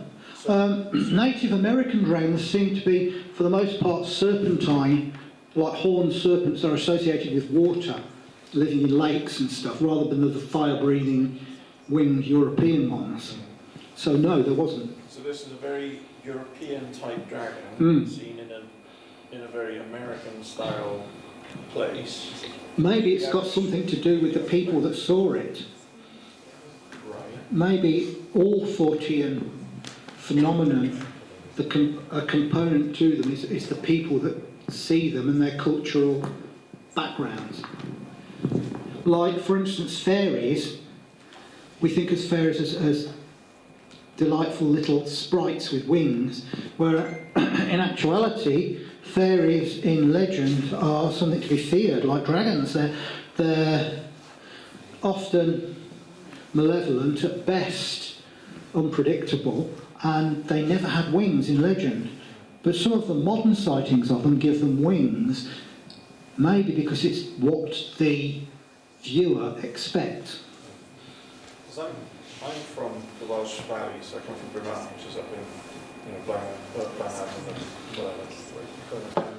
The Tylwyth Teg, the fair people, is what I remember them as.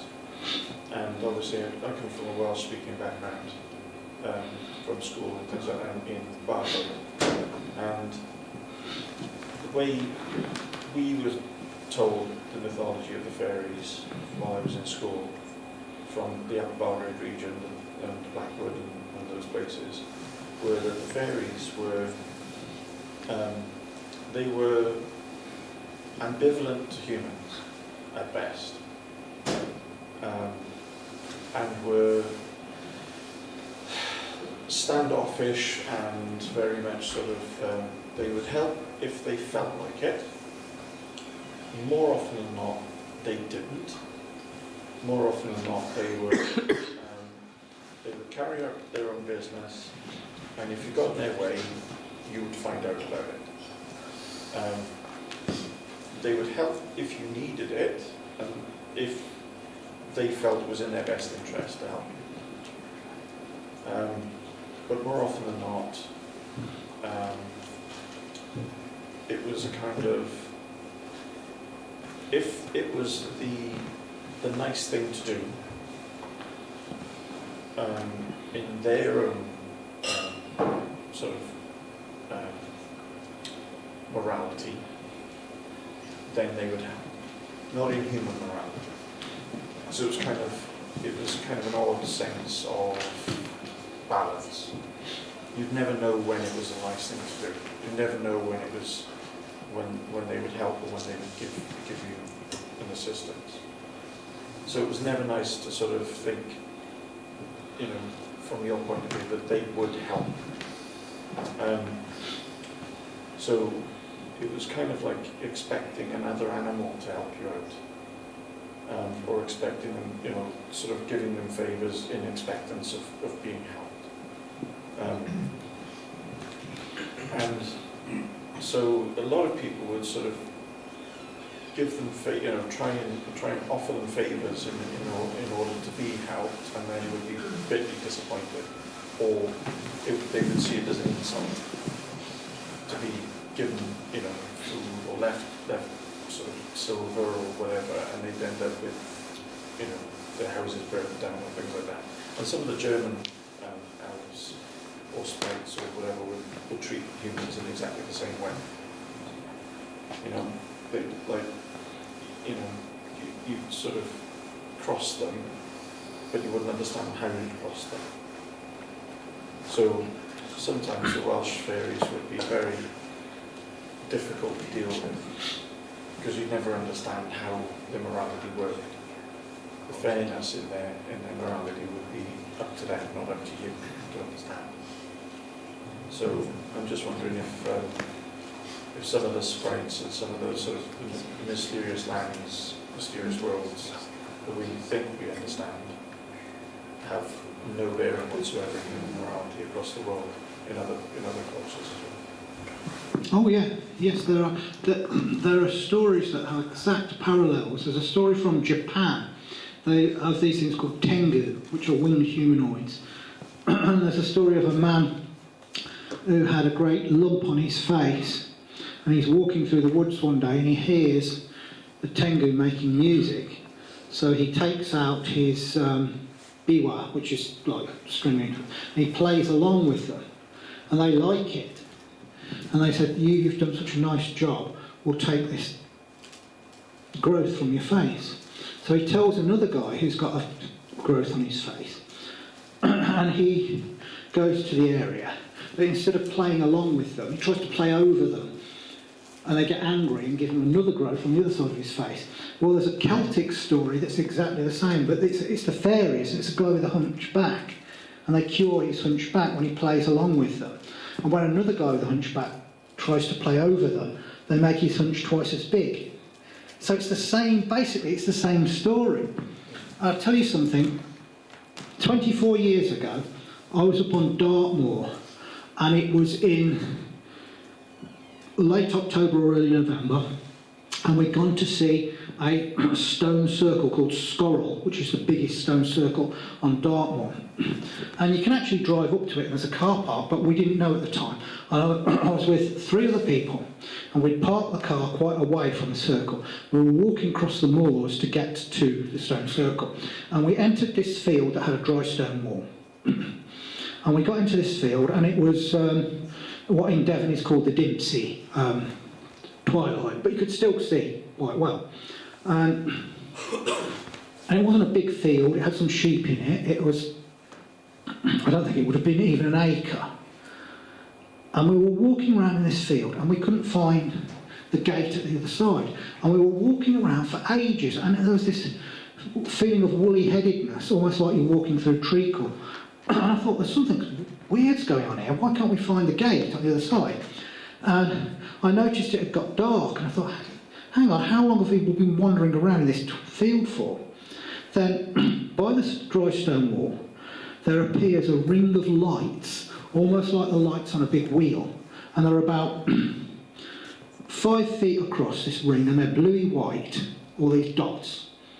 And I said to the others, look at that! And they all saw it, and then it winked out. And then the lights came on again, but they were like in the outline of a human being. Do you remember the old grey whistle test? Do you remember at the start they had the figure with who's outlined in? It's sort of like that, but the shape was like the image on a toilet door where you've got the men and the women. It was like the image of a man with his arms and legs like that, but the head seemed sunken down into the neck, and it was about 4.5, 5 feet tall, and it was in mid-air. And we all saw it, and then that winked off again. And I realised some weird shit was going on. And there's an old legend that if you're under the spell of the pixies on Dartmoor, the thing to do is take your jacket off, turn it inside out and put it on inside out. And I said to everybody, okay, everyone, take your coats off, turn them inside out and put them on again. Nobody said, Rich, are you fucking radio rental? Why are we going to do that?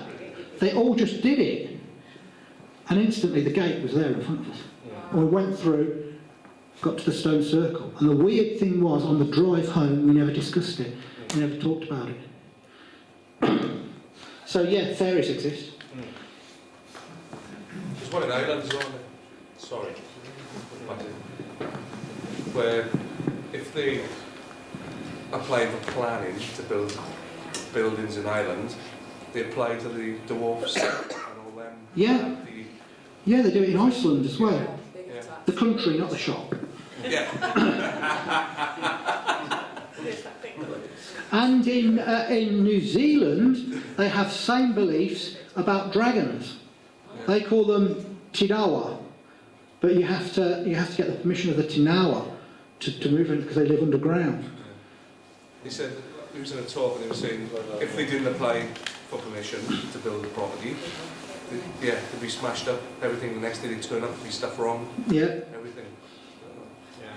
There was so close to these realities. There was a house built in Germany, and the people of the village said to this guy, you can't, if you build your extension on that side of the house, it'll be demolished every single night.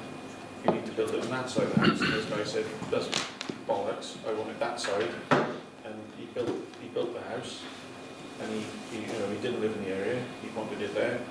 Every night, half the building would just collapse. And he said, well, there's got to be subsidence. He had people there every single time to survey it and everything else, and they said, there's not subsidence, there's nothing wrong with it. So he kept building it, kept building it, kept building it. Every week on the dock, that sort of side of the building kept collapsing. He went back to the postmaster of the village and he said, why is it happening? He said, because there's a ferry track that goes straight through there. He said, if you put it on that side of the house, nothing will happen to it. So eventually, after months of building this thing and rebuilding it, he put it over there and nothing ever happened to it again. And he said, you've just got to keep that path clear. So as soon as you keep that path clear, you'll be fine. And that's it. He just moved it across, he changed his plan, and he moved it across, put the door on the other side, and that was fine. Emily? Yeah, I just point out the white dragon. Because you hear about the white dragon, the red dragon in Wales, yeah. But apparently the white dragon was a symbol of the early Anglo-Saxons. Yes. Hengist and Horsa, the leaders of the Saxons that came in, took over Kent originally. Their symbol was the white dragon, and there's a legend in Wales, I think it's in the Mabinogion, about the red dragon fighting the white dragon. Yes. Symbolising Wales and English. It's about the Celts and the Anglo-Saxons, yeah. I'm not either, I'm a Viking ancestrally, so I don't have a dog in that fight. Yeah, but it was Merlin, wasn't it? It was Merlin who told the king that it was the two dragons under the tower fighting. Now that's a case of dragons being used as an allegory, and people have tried to explain dragons away as allegorical, but you can't have an allegory without something to make the allegories. You can't say someone is as brave as a lion without there being a lion to be compared to. So, well, apparently there's a white dragon in Treorchy in the Rhondda. Yeah. It's a pub.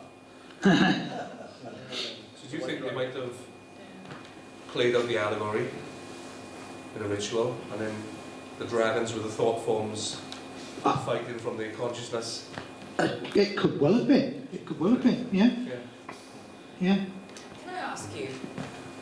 I'm sorry. No, Go ahead. you started. No, go ahead. No, go ahead. Okay. I was going to ask, obviously you mentioned the story with the fairies.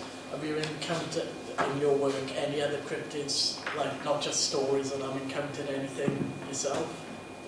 Oh, Because I know yes, you yeah. said about when I was in Tasmania, I've been to Tasmania 3 times looking for the Tasmanian wolf, which is this flesh-eating marsupial that looks like a wolf with a tiger's stripes. Officially it's extinct, but it isn't. I've met loads of people that have seen it. I was over there with a guy called Mike Williams, who's an Aussie, and he'd got some friends that lived slap bang in the middle of Tasmania, and their daughter had seen one of these things when she was a kid. So we went to stay with them to talk about it. The daughter wasn't there.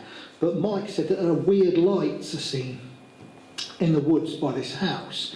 It's near a man-made lagoon called Bronte Lagoon, which has had a lake monster seen in it, so it's all going down there. And Mike says, I've seen these things, I think they're paranormal. So I went there not really expecting to see anything. And he says they started about 10 o'clock and they ended about 12 o'clock at night. So it's about 2 hours, almost as if it's a show with a start and an end. So Mike and I and this couple that live in this house, they have a little goat farm, they said they see these things every night unless it's raining. They don't come if it's raining. And they said one time one of these lights came right up close to the house and it went along a window box. And in the morning all the plants were dead in the window box. So I wasn't expecting to see anything. We were outside looking for these things. Then this yellowy white sort of lozenge shaped light about the size of a grape appears over a chicken shed. And they said, yeah, that's one of them, that's one of these lights. And then it winks out. And then more lights started to come on in the forest. And as many as 4 were visible at once. And some were on the floor, some were in midair, some were up in the branches. You go towards them, you get within about 10 feet, and then they wink out, and then appear about 10 feet further into the forest. These weren't fireflies or glowworms, because I'm familiar with them. And you follow them through the forest, and then you turn around and they'll be behind you. So Mike said, let's drive down to the other side of the lagoon to make sure it's nothing to do with the lighthouse that's at the lagoon. So we drove around and we found that this lighthouse, the beam didn't even reach the house and the woods because they were on a cliff, they were higher up. But when we were on the far side of the lake, we saw this sphere of red light about the size of a beach ball up in the trees. So we drove back round. By the time we got there, it had gone. But the couple that owned the house said that they'd seen it as too, but they thought it was orange rather than red. But it was that hue that was sort of on the cusp of being orange or red. And then it stopped at 12 o'clock. It's just stopped as if, you know, they're on the clock. I thought, oh, right, that's us done. And I got up in the middle of the night to go to the loo, and I watched and I looked, and there was nothing. But that had a very different feel to the thing on Dartmoor. The Dartmoor thing felt like there was an intelligence behind it that was just fucking with us for some reason. This felt almost mechanical, as if even if there was no one there to see it, it would just happen mechanically. So what the hell that was, I don't know. I've heard the call of the orang pendek on many occasions, and I've found its footprints and its handprints, and I've found its hair that's been examined by Lars Thomas from Copenhagen University, and he says it's a new sort of primate. It's related to the orangutan, but it's not an orangutan, it's a new primate. I came very close to seeing the Russian wild man, the Almasty, when I was staking out an old abandoned farmhouse in Russia. Something went past a door, and whatever it was 7 foot plus. The door was open, and there was light, moonlight coming through it, and we heard this thing vocalise, and it came along a veranda and went past the door, and whatever it was on 2 legs, and it was 7 foot plus, but I didn't get a good enough look at it. I saw the monster of Martin Mere, which was a lake in Lancashire. It turned out to be a huge catfish. That's about it. When you went to see that flesh-eating marsupial type, Yeah, the Tasmanian wolf. what was you wearing? I was wearing what I generally wear on expeditions, which is generally like khaki or camouflage coloured jacket and shirt and trousers. So Just wondering whether we'll put some padding on it. Yeah. Oh, all right. Yeah, there's only one case of them biting a human being, and that's when someone poked one with a stick and it picked up. Yeah.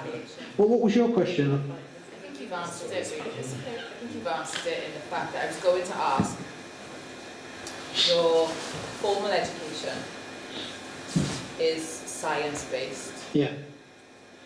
and what you've walked in on and what your passion seems to be is non-science-based.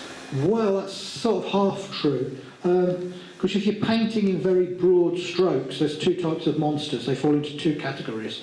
One of them are the true cryptids, which are just animals we don't know about. That's animals that are unknown to science, like sea serpents, the yeti, stuff like that.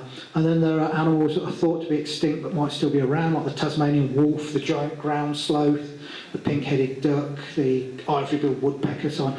And then there are animals that are bigger than what the textbooks say they should be, like giant anacondas, giant crocodiles and stuff. But then there's this other lot that seems to be paranormal, for want of a better word, in that they appear in places that couldn't support them. And they appear alongside other Fortean phenomenon like poltergeist outbreaks and UFOs. They might appear and disappear in front of witnesses' eyes, or they morph into balls of light or grow from balls of light. I mean, in this book I've written, there are cases of creatures that are like Bigfoot, haunting houses like ghosts. There's a case from Australia, and they call the wild man of Australia the Yowie. And there's a case from the 1950s of this house being haunted. Typical poltergeist stuff. Then in the middle of it, the door bursts open, this great big hairy ape-like thing comes in, grabs a woman by the legs and tries to pull her out through the door in the middle of a poltergeist outbreak. In America, there were cases of a Bigfoot-like creature with red glowing eyes in a haunted house walking through walls like a ghost. So you see UFOs, monsters, ghosts bleeding into each other, like they're all part of the same thing. And there's a chapter on miscellaneous shit as well that isn't easily fit into the others, but they're all part of the same bigger phenomenon, whatever the hell it is. So, through your experience then, and obviously you've got extensive experience from a range of topics or subsections of these creatures, do you believe that governments or higher-ups know about these beings and they keep them from us, or what do you think? No, I think governments don't like when they don't know about things, and I don't think they know about these things. I think they're as baffled as the rest of us. There are conspiracy theories that say that the Tasmanian government know about the Tasmanian wolf, and they keep it stum because it would affect the logging industry. Like there's a bird called the spotted owl in North America, and they closed down loads of the logging industry to protect this, quite rightly, to protect this endangered owl. And some people say that the US government know about Sasquatch, and they don't want to affect the logging industry. And there's a series of books by a guy called David Philologist called Missing 411. If you try and buy them on Amazon, they cost a bomb, but if you go to his website, you can get them fairly reasonably. They're absolutely fascinating and terrifying, and they're about people disappearing in American and Canadian national parks under really, really weird circumstances. And he's convinced that, and the rangers have told him as well, something's going on. And they don't keep a database of missing people. They don't even keep a written list on a piece of paper of missing people in these American national parks. And he's convinced that they know about it, and because they make so much money off the national parks, they don't want people. As to what's taking these people, that's a different story. I think some of them are rogue Sasquatch, some of them are something else, but we don't know. What's interesting about them is some of the disappearance, people have thought that they closed up tidy and Yes. Yeah. and just left them there. And then they say, oh yeah, that was a puma. Yeah. That it was eaten by a puma. Yeah. A puma that very nicely folds your clothes up after it's eaten you. Yeah. The really weird one, there's a woman called what was her name? Evelyn Manuela Roseman, and she was an erotic dancer, stripper, and she went on a solo hike in Yosemite National Park, and they found her body beneath this place called this big waterfall in the park. But the body wasn't at the bottom of the waterfall, it was a long way from the cliffs, and her clothes weren't wet, so she wasn't swept off by the waterfall. And at that time of year, the water was very low. It seemed that she was picked up by something with inhuman strength and thrown off this cliff. But afterwards, and there's this grim bit, when she hit the floor, she died from massive trauma to the head and internal organs. Basically, her head was destroyed because she'd been thrown off a 500-foot cliff by something with hideous strength. But afterwards, the corpse had been raped, and there were vaginal lesions and semen inside her, and they didn't have DNA analysis back then. This was 68, I think. But if they did have DNA analysis back then, I think it would not have been, or what something you and I would call human. I think that was a rogue Sasquatch. But apparently they still won't release the details of it all these years later. Maybe we'll have to call it like this. Gone out of Okay. time. Right.